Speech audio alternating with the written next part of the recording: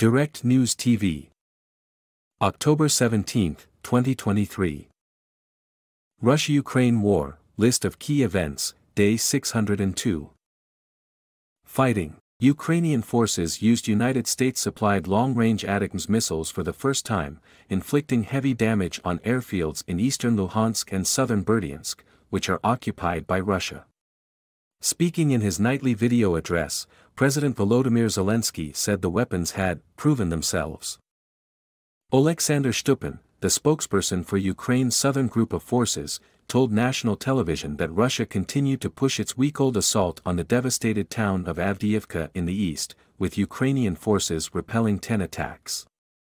Stupin also said Ukrainian forces advancing south towards the Sea of Azov had registered partial success west of Verbov, one of a cluster of villages it is trying to capture.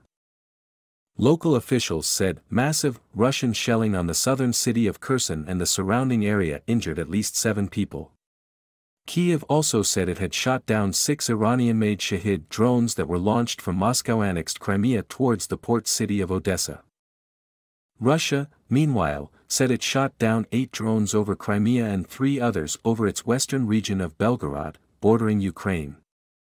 The destruction of the Kakhovka Dam in southeastern Ukraine in June caused staggering loss and damage estimated at $14 billion, according to a report by the Ukrainian government and the United Nations.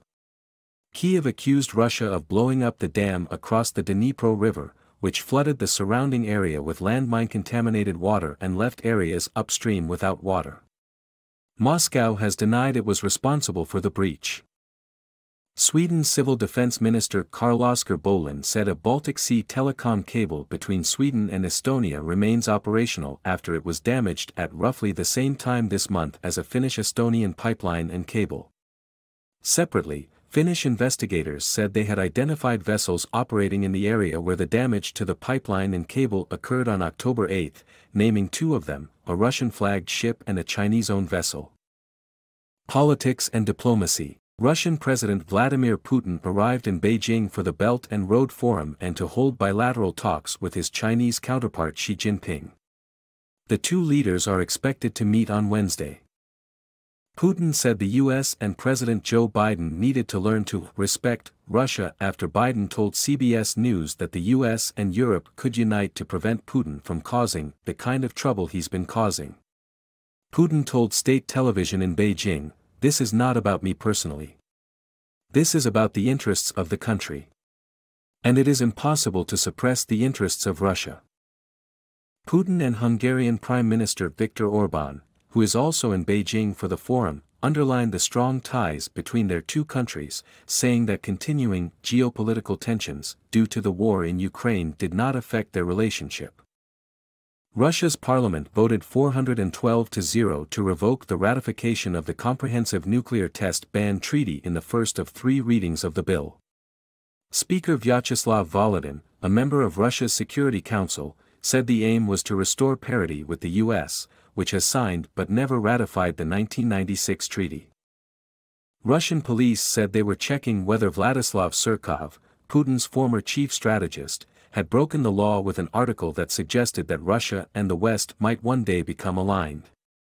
In an article published on September 27 entitled "Birth of the North," Surkov suggested that no major powers would get what they wanted out of the Ukraine war and that Russia, the US and Europe would draw closer as a Great North.